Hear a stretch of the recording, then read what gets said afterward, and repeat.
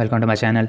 आज की वीडियो में मैं आपको बताने वाला हूं कि अगर आपके पास प्ले स्टोर में एरर कोड 504 की प्रॉब्लम आ रही है तो आप इसको किस तरह से फिक्स कर सकते हैं। तो इसको फिक्स करने के लिए आपको सिंपल से 2 से 3 स्टेप्स करने पड़ेंगे। उससे पहले अगर आपने मेरे चैनल को सब्सक्राइब नहीं किया तो चैनल को सब्सक्राइब कर लें और साथ में बेल आइकन को प्रेस कर लें ताकि नई आने वाली वीडियोज़ की अपडेट आपको मिलती रहे। तो इस प्रॉब्लम को फिक्स करने के लिए आपने सबसे पहले अपने मोबाइल फ़ोन की सेटिंग्स को ओपन कर लेना है। उसके बाद आपको यहाँ पर ऐप्स या ऐप मैनेजर का ऑप्शन मिल जाएगा, तो आपने यहाँ पर क्लिक कर देना है। यहाँ पे सारी इंस्टॉल्ड ऐप आपको शो हो जाएंगी। तो यहाँ से आपने गूगल प्ले स्टोर को फाइंड कर लेना है। उसके बाद आपने गूगल प्ले स्टोर पर क्लिक कर देना है।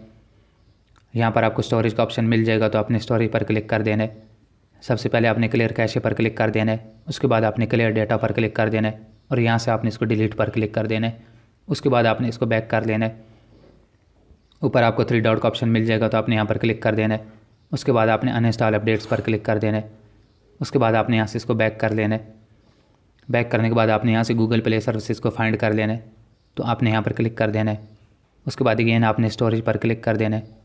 सबसे पहले आपने क्लियर कैशे पर क्लिक कर देना है। उसके बाद आपने मैनेज स्टोरेज पर क्लिक कर देना है।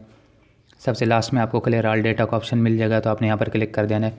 उसके बाद आपने इसको ओके पर क्लिक कर देना है। तो यहाँ से सिर्फ आपका प्ले स्टोर का डेटा डिलीट होगा, बाकी आपका कोई भी डेटा डिलीट नहीं होगा।